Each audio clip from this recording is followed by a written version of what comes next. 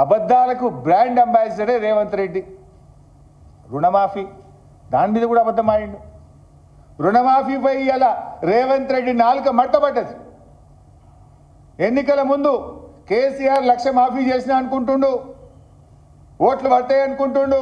మళ్ళా ఓన్రి ఉరుకుండ్రి, బ్యాంకులు నిలబడుండ్రి, 2 లక్షలు అప్పు తెచ్చుకోండి, నేను రాగానే డిసెంబర్ 7 నాడు 2 లక్షలు మాఫీ చేస్తాను.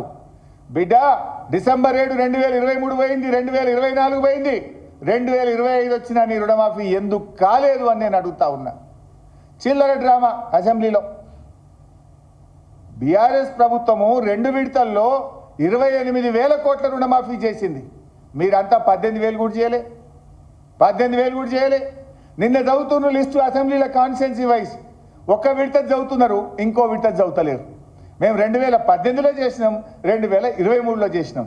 2023 చదువుతుండ్రు, 18 కలుపుతలేరు. మొత్తం 28,000 కోట్ల మాఫీ చేసినాం. నువ్వేం చెప్పినావు?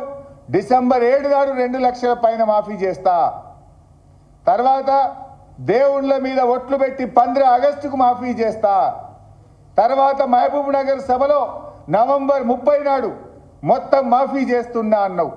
మళ్ళీ జనవరి 26 డెడ్ లైన్ పెట్టినావు. కానీ ఇయాలటి కూడా రుణమాఫీ కాలే.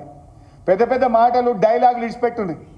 నేను సవాల్ విసురుతున్న బట్టి విక్రమార్కకు, రేవంత్ రెడ్డికి, మదిరకు పోదామా, కొడంగల్కు పోదామా, సిద్దిపేటకు పోదామా, ఈ రాష్ట్రంలో ఏ ఊరుకు పోదామో చెప్పండి. ఏ ఊర్లోనైనా సంపూర్ణ రుణమాఫీ జరిగిందంటే నేను అక్కడే ముక్కు నేలకు రాస్తా, జరగకపోతే మీరు ముక్కు నేలకు రాసి క్షమాపణ చెప్తారా అని చెప్పి ఈరోజు రేవంత్ రెడ్డిని నేను అడుగుతా ఉన్నా. ఇలా రుణమాఫీ విషయంలో నాలుక మట్టబడ్డది. ఇదే రేవంత్ రెడ్డి ఏమన్నాడు? 2 లక్షల పైన వాళ్ళు డబ్బులు కట్టుండ్రి, మీకు కూడా మాఫీ చేస్తా అన్నాడు. నువ్వు ముఖ్యమంత్రివి, నీ మాట నమ్మి డబ్బులు కట్టిన పాపానికి ఇవాళకి రుణమాఫీ అయితలేదు. 2 రూపాయలు 3 రూపాయల మిత్తికి తెచ్చి కట్టిండ్రు. కొత్త అప్పులైనవి తప్ప ఇవాళ వాళ్ళ రుణమాఫీ ఎప్పుడు చేస్తావో దానికి ఒక సమాధానం లేదు ప్రభుత్వం నుంచి.